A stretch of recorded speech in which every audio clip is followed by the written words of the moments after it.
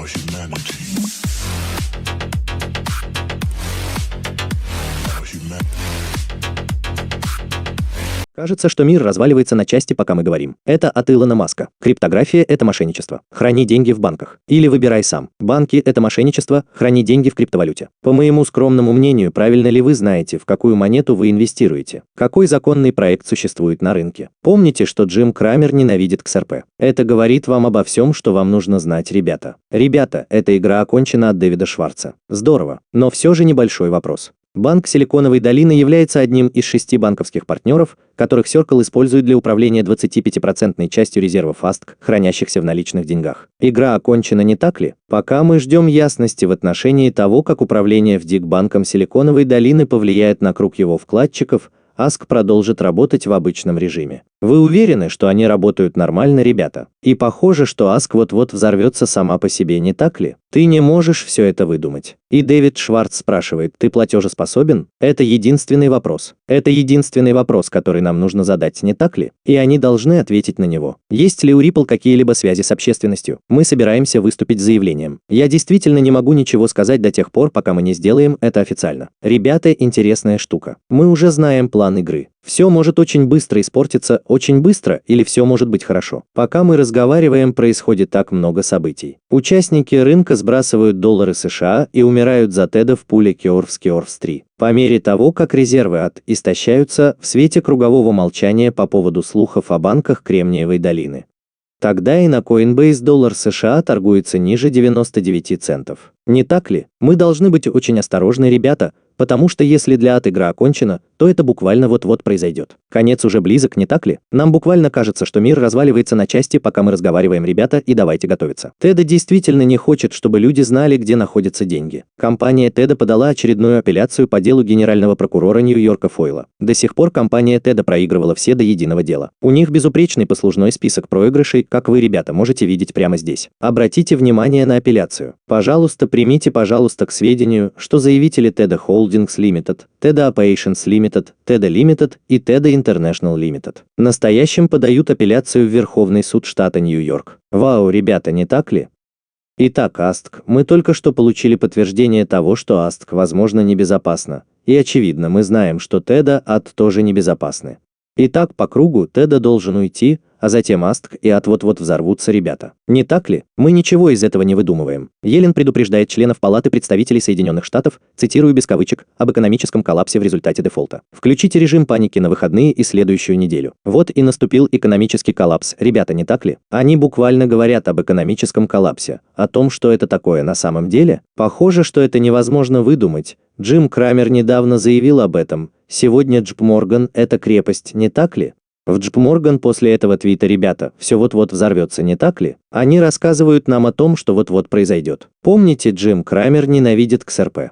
Это говорит вам все, что вам нужно знать о XRP, не так ли? Как вы, ребята, можете видеть всякий раз, когда он что-то говорит, обычно, если не в большинстве случаев, происходит прямо противоположное. Так что попрощайтесь со всеми этими другими компаниями и учреждениями, ребята. Джастин. Йеллен говорит, что казначейство следит за несколькими банками на предмет возможного краха. Вау. Значит, мы говорим о криптосфере, о коллапсе, верно? Свифт вот-вот выйдет в эфир. Подожди минутку. Криптосфера вот-вот рухнет. Банки вот-вот рухнут здесь очень скоро. Похоже, что тогда предполагается, что стандарт ISO-222 начнет действовать здесь максимум в ближайшие несколько недель. Разве это не подозрительно, не странно, не странно и не странно? Не так ли? Как раз в тот момент, когда, возможно, наступит время для новой финансовой системы, все это происходит прямо перед ней. О чем нам говорить, ребята? Все дело в этих проклятых событиях. Никогда не забывай 11 марта 2020 года, это самое главное, что вы, ребята, знаете. 11 марта 2023 года банки рухнули. Вау. 113 – это разрушение от мистера Пула или Бориса.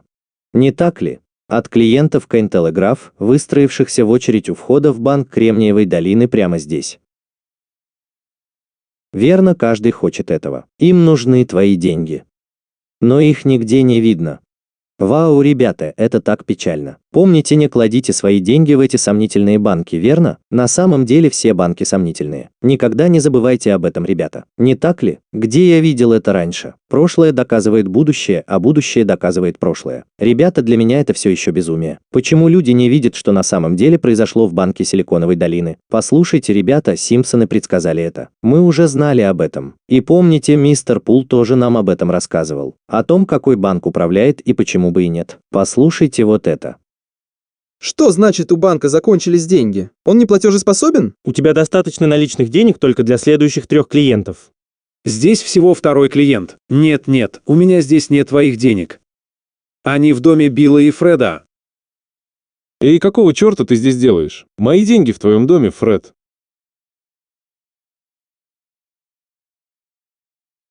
Вы, ребята, видите? Они ведь сказали вам об этом до того, как это произошло, ребята, не так ли? Они всегда так делают. Они все неплатежеспособны. Финансовая система вот-вот рухнет сама по себе. Системный коллапс. Не говоря уже о том, что прямо сейчас можно увидеть отделение банков Кремниевой долины в режиме реального времени. И это вот-вот вызовет эффект домино у сотрудников других банков. Ограбления банков неизбежны. Приготовься.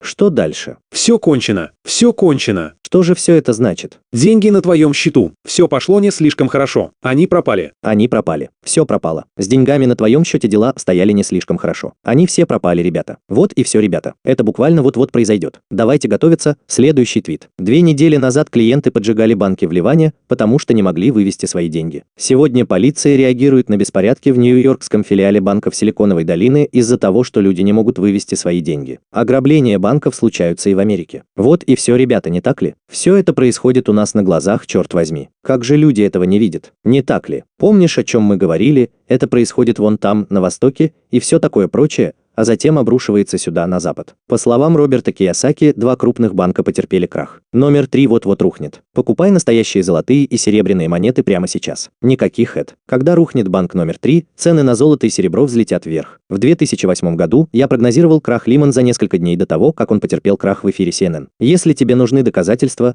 зайди в richard.com, там будет информация и все такое прочее. Сейчас, по сути, он говорит о том, что банк номер 3 вот-вот обанкротится, ребята. Он вот-вот взорвется или рухнет сам по себе, не так ли? Он говорит и советует нам покупать золото и серебро, но золото и серебро – прекрасный выбор, ребята. Я, наверное, куплю немного до того, как произойдет обвал, не так ли? До того, как произойдет обвал. Но на данный момент я полностью поглощен криптографией, особенно моей любимой монетой XRP. Совершенно определенно. Послушайте это, и вот откуда вы знаете, что все банки – это просто мошенники, не так ли? И он говорит вам, что доказательства находятся в этом чертовом банке. Ты должен выслушать этих ребят. Если вы, ребята, можете поставить лайк видео и поделиться им, пожалуйста, сделайте это. Пожалуйста, распространяйте информацию, потому что мы знаем временные рамки. Это так ясно. Но, пожалуйста, послушайте это, чтобы вы, ребята, были в курсе того, что происходит на самом деле. Ну что же, Кушнер, господин президент, я снова поднимаюсь. Я боюсь произнести ту же старую седую речь, с которой я выступаю здесь уже несколько лет. И это означает, что, по моему мнению, вы на самом деле не понимаете концепцию банковского дела. Все банки обанкротились. Банк Сантандер,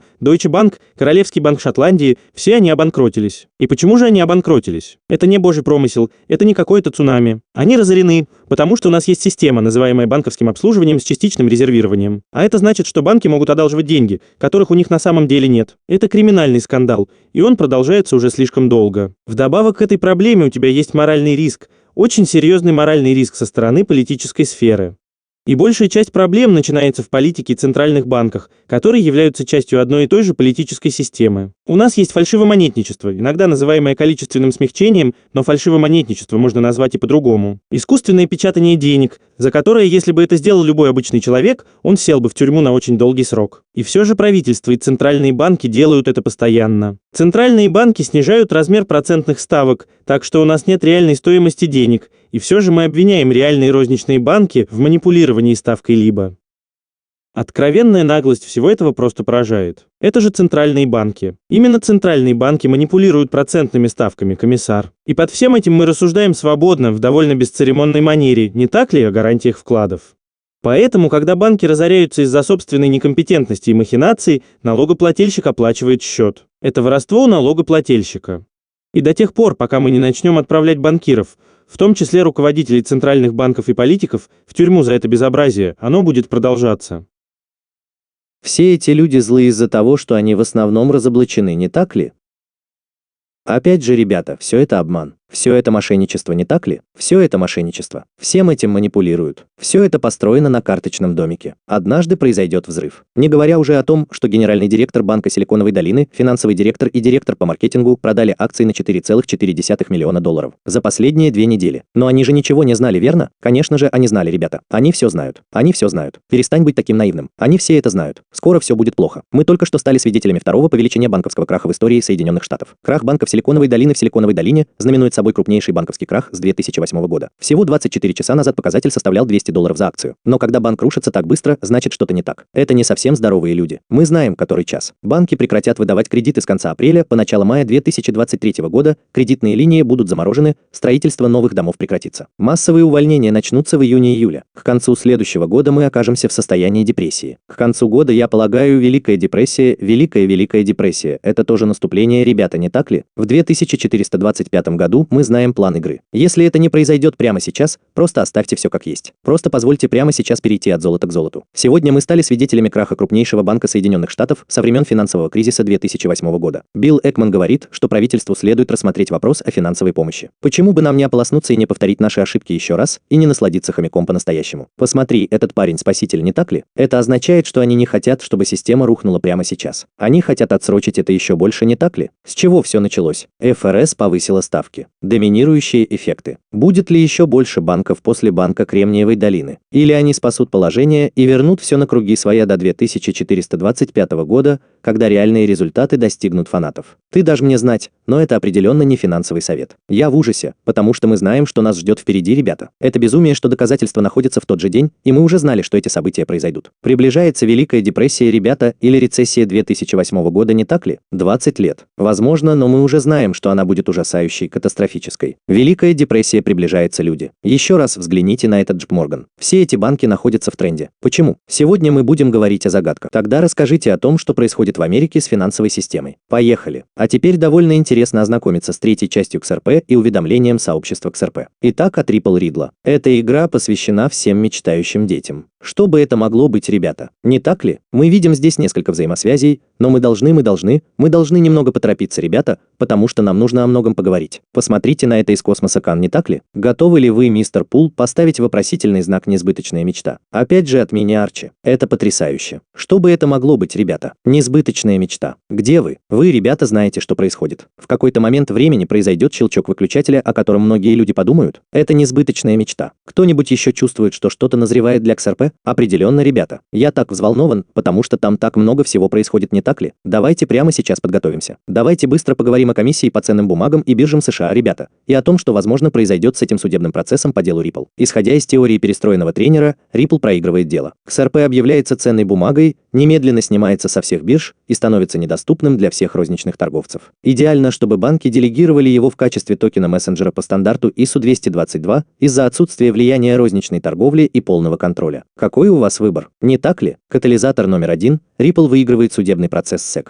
Катализатор номер 2 – Ripple попадает в повторный список на всех крупных биржах. Катализатор номер 3 – Ripple меняет свои отношения с банками. Опять же, переключение переключателя произойдет в один момент времени, ребята, не так ли? Вопрос только в том, когда именно. Возможно, мы знаем, когда именно. Это произойдет во время коллапса, ребята. Не так ли? И похоже, что мы, банки, буквально находимся на грани коллапса, и мы не шутим. Так что давайте подготовимся. Будьте готовы к тому, что произойдет судебное решение по урегулированию XRP. Я ожидаю, что Гэри назовет это победой, а его союзники в средствах массовой информации назовут это победой SEC. Я верю, что те из нас, кто знает все тонкости и нюансы, увидят победу, которую широкая публика не увидит на первом месте. На мой взгляд, это будет расценено как поражение. Опять же, будьте готовы, ребята, не так ли? На всякий случай, если что-нибудь все-таки произойдет, и, возможно, именно в этом месяце мы увидим результат. Допустим, судья скажет, что определенные продажи с 2013 года были сделками с ценными бумагами, но при этом установит, что XRP сам по себе и на вторичных рынках ценными бумагами не являются. Заголовок CNBC, когда они появятся, будет таким: XRP, цитата без кавычек, XRP объявлен ценной бумагой в суде, верно? Будьте готовы к этому. Эти люди коррумпированные и доказанные лжецы. Именно так, не так ли? На данный момент мы не можем доверять никому из этих людей, потому что они заботятся только о себе, не так ли? Есть причина, по которой они всего лишь марионетки. Но, по крайней мере, у нас есть Ридлеры, Дэвид Шварц и эти люди на нашей стороне, которые имеют право руководить сообществом и все такое. Послушайте это от Дэвида Шварца. Вы утверждаете, что лжете, не так ли? Мы видим целую вереницу людей, которые в основном идут по пути лжи,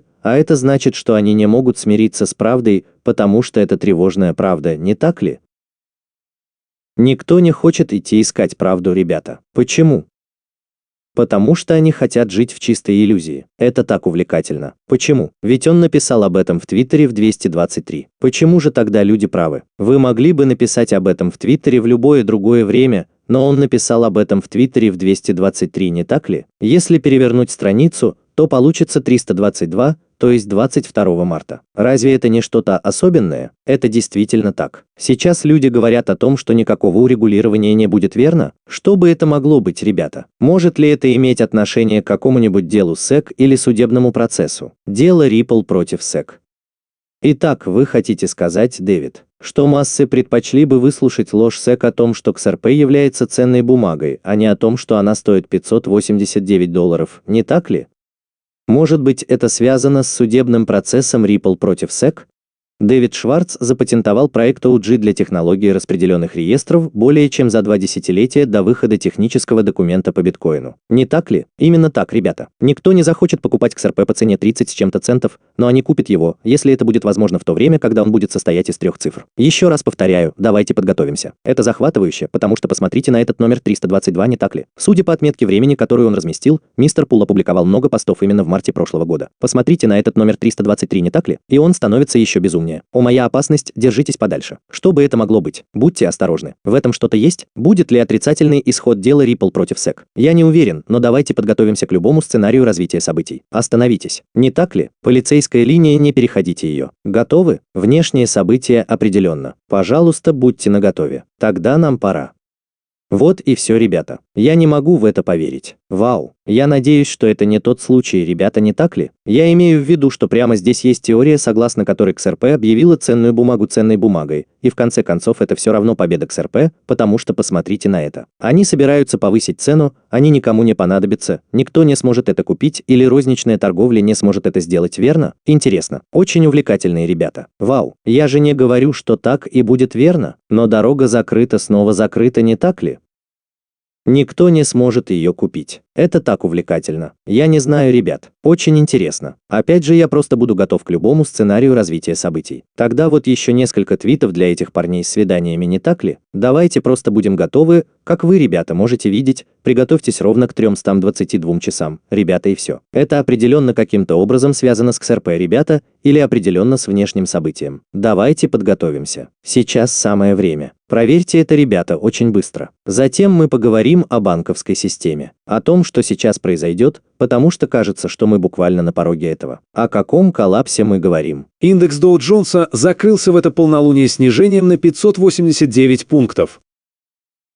Вы, ребята, наверняка уже видели эти 589 пунктов раньше, если вам так нравится XRP. Индекс Dow закрыл свечу на отметке 589 пунктов, ребята. Это ведь не то, что связано с тем, что вот-вот произойдет сброс, верно? Совершенно определенно медведь снова наслаждается своим попкорном. Почему? Потому что это разрушение. Посмотрите на этих ребят с другой стороны, не так ли? Поскольку разрушение вот-вот произойдет буквально вот-вот, готовность к чрезвычайным ситуациям определенно связана с тем, что происходит во внешних событиях. Ну что же, посмотрите на это, доверьтесь последним новостям, все жители Дельты правы, 311 и все такое, давайте готовиться к разрушению. Потому что вот мы наконец-то и пришли. Пожалуйста, хватайте свой попкорн и слушайте очень внимательно, потому что система буквально вот-вот рухнет сегодня, или по крайней мере очень скоро. От Эндрю. Если вы ведете учет, Белый дом объявляет о планах ввести 30% налог на энергию, используемую для добычи биткоина или любого другого цифрового актива. Генеральный прокурор Нью-Йорка подает в суд на Coinbase и объявляет эфириум ценной бумагой. Элизабет Уоррен празднует открытие и ликвидацию банка Silvergate. Гансер Пенс опубликовал статью и написал в Твиттере, в которой утверждает, что почти все криптовалюты вышли из-под контроля в течение 48 часов. Не так ли? Опять же, это все скоординированные действия людей. Почему? Проверьте это. С меня хватит, ребята. С меня хватит. Финансовые системы буквально эволюционировали, чтобы рухнуть, и мы не шутим. Это американские люди. Посмотрите на это прямо здесь. Сегодня в банках творится настоящий крах. Страх перед заражением нарастает. Банк Силиконовой долины сегодня является катализатором, не так ли? Криптобанк, если я не ошибаюсь. Вчера Silvergate был плохим знаком. Опять же, это все из-за чего, ребята? Проблемы со страхом заражения. Вы же не говорите, что банки буквально рухнули. Я имею в виду, что банк Силиконовой долины буквально только что рухнул, ребята, 46%. И я почти уверен, что к настоящему времени он рухнул намного сильнее, не так ли? Посмотрите на все эти банки Чарльза Шваба, не так ли? Сигнатурный банк, ваше время еще не пришло.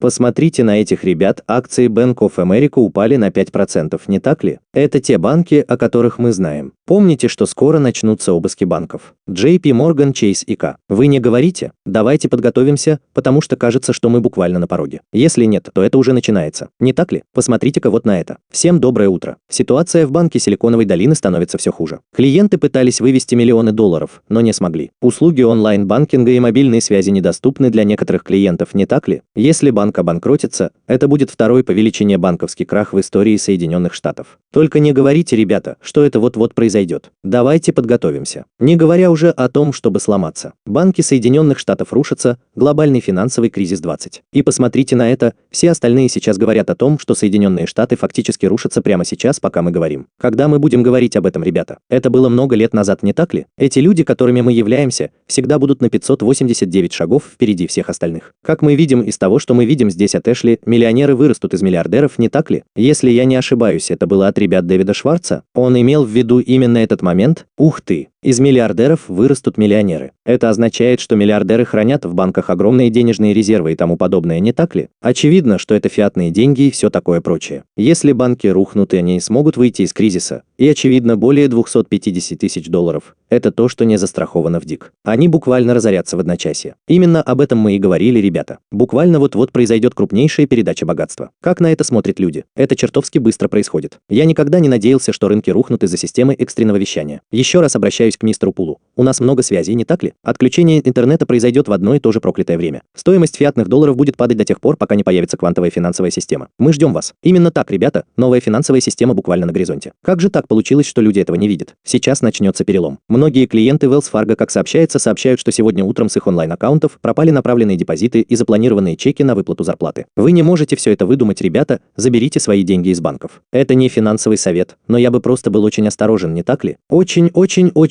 осторожен. Именно поэтому я в основном занимаюсь криптографией, не так ли? У меня действительно есть немного наличных денег на всякий случай, если криптосистемы рухнут, и мы буквально наблюдали, как появляются черные лебеди. И помните, о чем мы говорили в начале марта? Готовьтесь, потому что это месяц всех типов парней из черных лебедей, не так ли? Люди говорят о залоге и тому подобном. Опять же, костяшки домино вот-вот упадут очень быстро. Вы не можете ничего из этого выдумать, ребята. Я не могу в это поверить. Сейчас начнется перелом. Банк Силиконовой долины закрыт регулирующими органами в ДИК для защиты застрахованных вкладов. Но вы знаете, что еще безумнее, не так ли? В ДИК и все такое прочее. Посмотрите на этих парней. Все только и говорят о том, что упадет первая из многих костяшек домино. Готовьтесь, правильно? Потому что банк Силиконовой долины попал в беду, но является ли остальная часть банковской системы Соединенных Штатов единой системой? Короткая нить. Посмотрите вот сюда. Только 2,7% банковских депозитов в Силиконовой долине составляют менее 250 тысяч долларов. Это означает, что 97% не застрахованы в ДИК. Совершенно верно. И к чему это относится? Дэвид Шварц, миллионеры будут сделаны из миллиардеров. Именно это и происходит прямо здесь, ребята, не так ли? Они потеряют все свои чертовы деньги. И что же это было? Банк Силиконовой долины. 97% этих людей вот-вот потеряют все свои деньги, ребята. Только 2% будет возвращено менее 200 тысяч долларов или меньше, не так ли? Опять же, давайте подготовимся, потому что вот-вот произойдет передача наибольшего богатства, не так ли? За этим последуют последующие последствия. А теперь, по-моему, произойдет то, во что я верю, ребята, не так ли? Я не верю, что система рухнет прямо сейчас. Они, вероятно, придут и каким-то образом спасут положение. Я верю, что это произойдет позже, ребята. Мы собираемся прокачаться. Но если она рухнет сегодня или очень скоро, значит так оно и будет. Лучше, если это произойдет сейчас, чем позже, потому что так люди не пострадают намного больше, не так ли? Опять же, это приведет к эффекту домино для разных банков. Я бы просто был здесь очень осторожен, ребята, на всякий случай. Так вот, они продолжают говорить нам, что закрытие банковских учреждений начнется в пятницу вечером. Еще раз послушайте этих ребят.